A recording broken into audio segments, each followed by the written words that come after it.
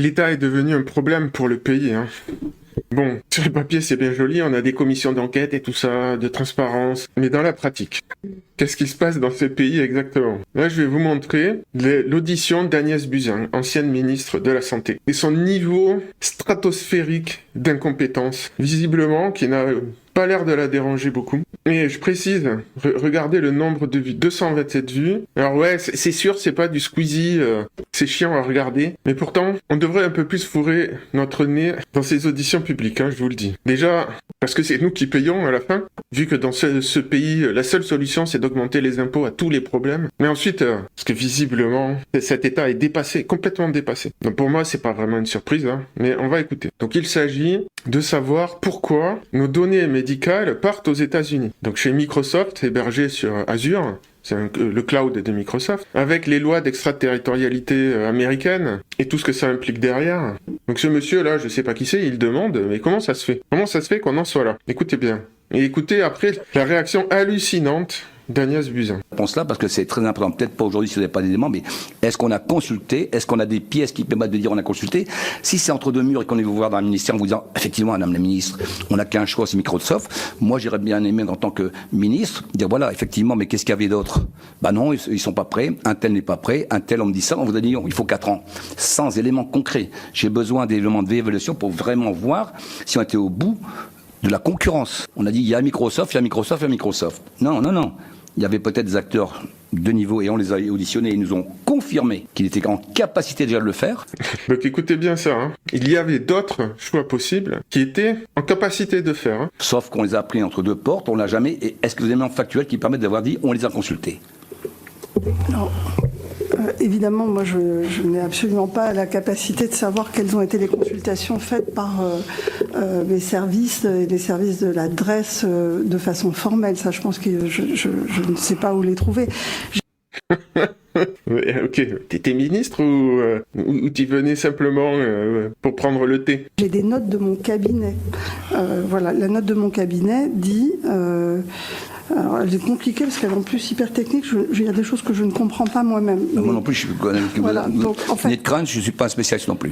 Ce que dit, c'est après consultation des industriels français, Open, Atos, Thales, OVH, Doca Post, etc., et analyse de leur offre, la seule solution permettant à la fois d'obtenir la qualité, de tenir les délais tout en respectant les contraintes juridiques et de s'appuyer sur le service Azure de Microsoft disponible via un marché UGAP pour l'hébergement et le traitement des données. Comme le confirme la contre-expertise des services de la DINSIC. Je sais pas ce que c'est. Cette solution... Et c'est pas ce que c'est. Bon, moi non plus, hein. Alors... Mais par contre, moi, je suis pas ministre. La direction interministérielle du numérique et du système d'information de l'État. Bon voilà, en plus, ça change tout le temps de sigle, ces administrations, c'est totalement incompréhensible. D'ailleurs, la première fois que je suis allé dans un conseil communautaire, j'ai complètement halluciné. Je me suis demandé si c'était une caméra cachée, si j'avais été transporté dans une autre dimension ou quoi. Ces gens parlent par sigle, et en fait, personne ne comprend rien à ce qu'ils racontent. Sauf que, évidemment, personne n'ose l'ouvrir, mais bon. Je précise ça, c'est pas juste pour l'anecdote, c'est pour expliquer que nous sommes dans une société de plus en plus complexe et que le citoyen, le ministre, et a fortiori le citoyen, n'arrive plus à suivre. On satisferait le meilleur équilibre technique sur le plan des coûts, des délais, de la sécurité et de la qualité de service.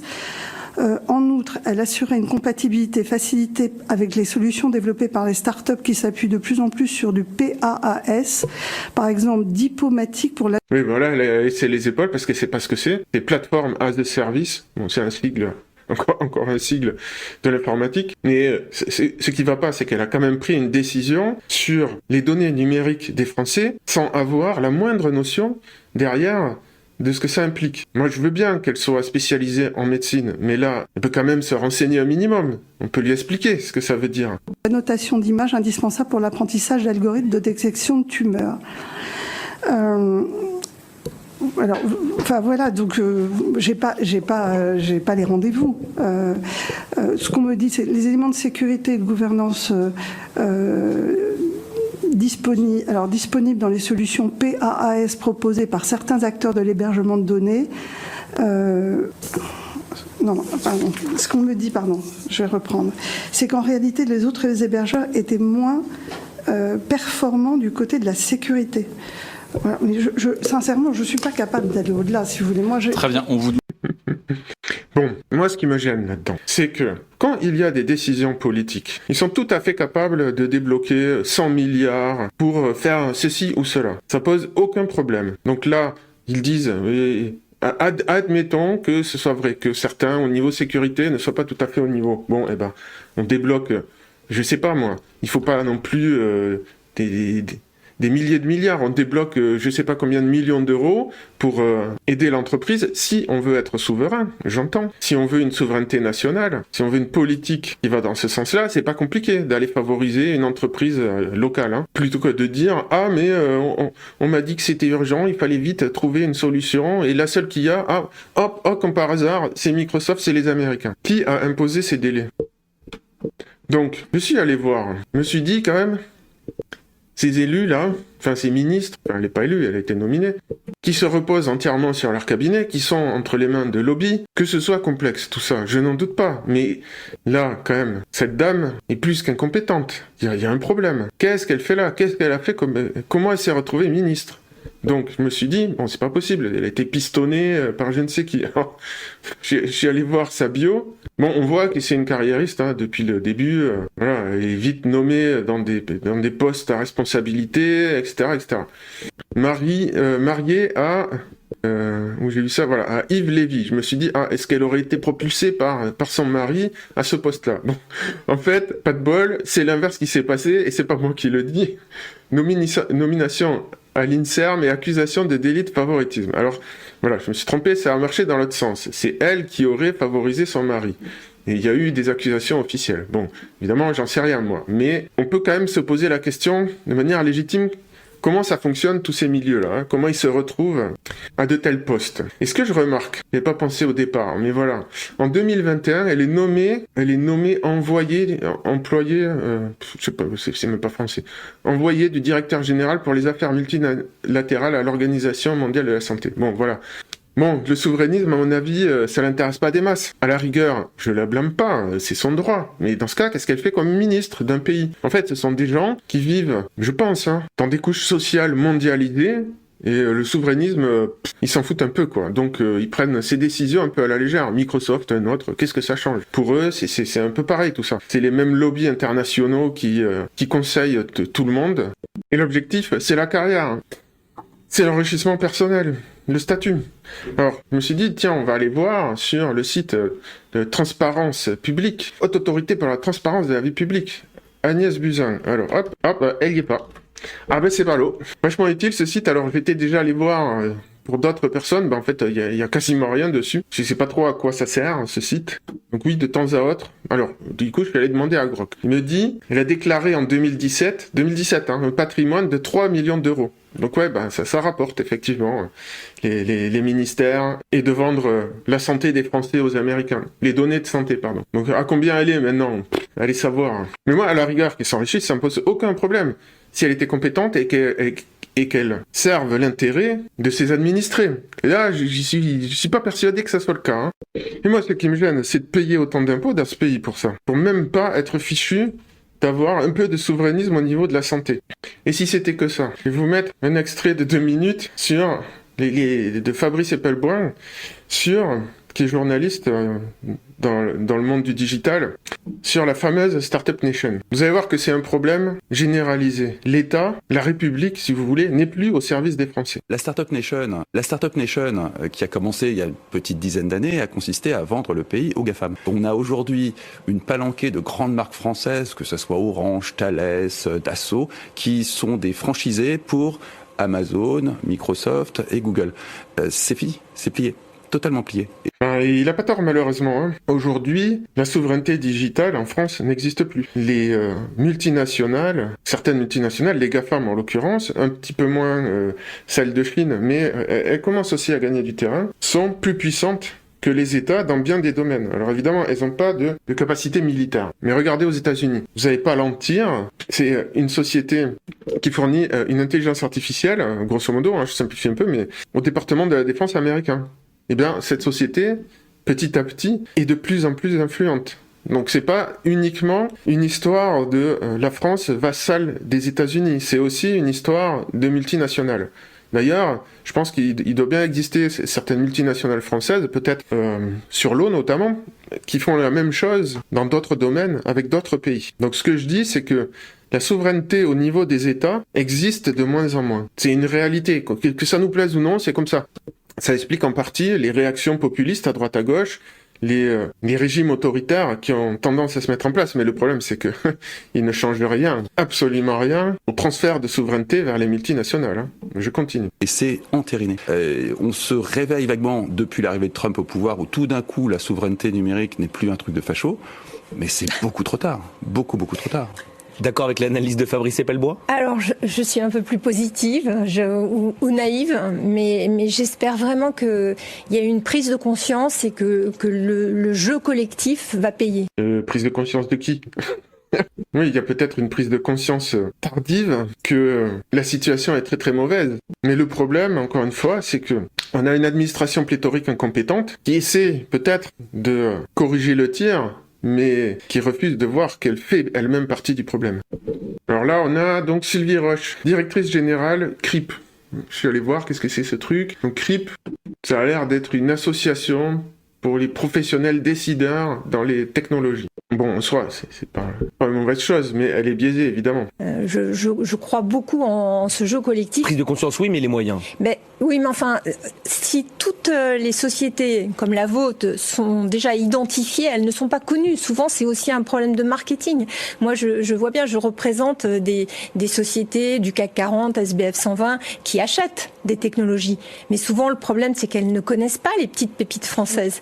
Donc, il faut les faire connaître. Il y a un problème aussi de visibilité. La France vendue aux GAFAM, nous disait Fabrice Epelbois. Alors bon, on peut pas ignorer le fait que effectivement les GAFAM sont vraiment dans une position dominante. Alors je pense que ça fait aussi appel à des questions de droit de la concurrence. On a totalement quelque part négligé justement le droit de la concurrence, qui était en fait un droit ancien, fondé sur le calcul des parts de marché, etc. Enfin, de façon très statique. Et on s'est pas du tout posé la question de qu'est-ce que c'est que justement les technologies numériques, et est-ce qu'on peut continuer à appliquer en fait ces vieilles règles, on va dire, à une nouvelle technologie comme l'est entre autres l'IA.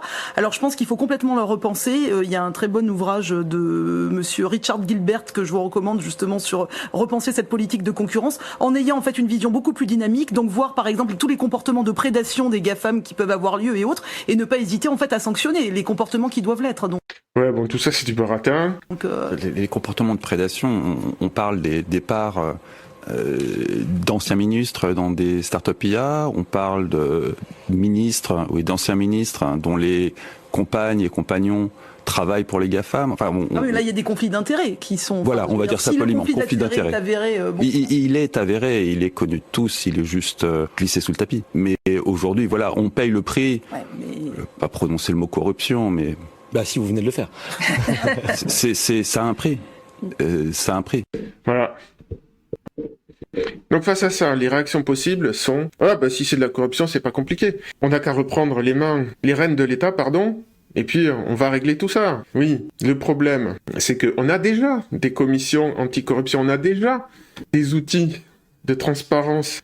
Comment vous allez prouver qu'un tel est corrompu dans ce dédale de rapports, de commissions, de cabinets, de lobbies, de think tanks, etc. Comment vous allez vous y retrouver pour prouver la culpabilité d'un tel et d'un tel? Sachant qu'en plus, c'est une culture. Il y en a pas qu'un qui le fait.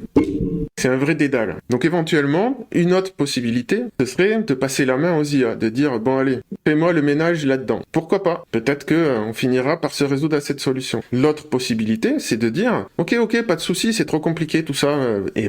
Tu rends le tablier, tu laisses faire les gens. L'État arrête de se mêler de tout, de faire des lois dans tous les sens, qui ne marchent pas. L'État arrête de tout résoudre à base, pas l'État, la République arrête de tout résoudre à base d'impôts et de nouveaux services corrompus, plus ou moins corrompus, ou dépassés, ou incompétents. Il arrête de tout centraliser et il nous redonne des latitudes pour vivre et gérer les choses par nous-mêmes. Donc moi, c'est ma position. La souveraineté au niveau national, je ne dis pas qu'il faut l'abandonner, je dis juste, ça ne fonctionne plus, il faut la réserver à des domaines bien particuliers où c'est utile. Et pour le reste, on redonne la souveraineté aux gens. Parce qu'aujourd'hui, la démocratie n'est plus devenue que le mantra pour dire on va inventer une nouvelle taxe, on va le faire voter, donc vous n'avez rien à dire. C'est la démocratie, c'est intouchable. Maintenant, je vais parler un petit peu, pour conclure, de la souveraineté numérique. J'ai été directeur technique et j'ai été directeur du pôle open source dans des entreprises. Donc, j'estime être assez légitime pour parler de ce sujet-là. Je peux vous dire que la souveraineté numérique a un coût.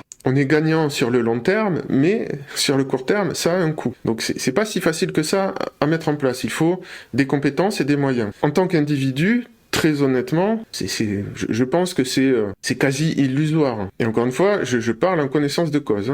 Je suis tout à fait capable de faire mon propre cloud. Je l'ai fait, mais on s'y épuise.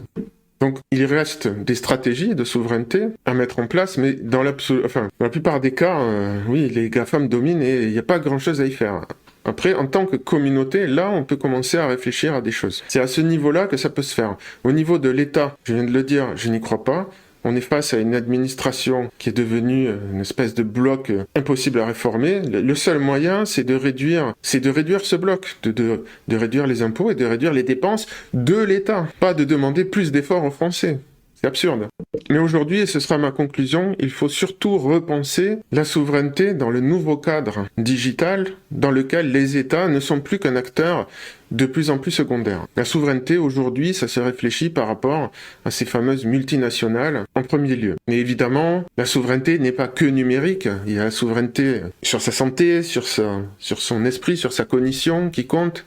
La souveraineté économique aussi, ce qu'on appelle généralement la liberté financière.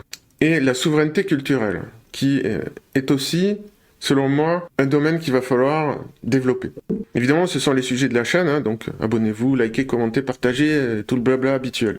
Mais c'est important de comprendre ces dynamiques parce qu'il y a des transferts de souveraineté à l'heure actuelle et qu'il y a des gagnants et des perdants et que si on ne veut pas que les générations futures se retrouvent complètement vassalisées, c'est maintenant qu'il faut s'en occuper.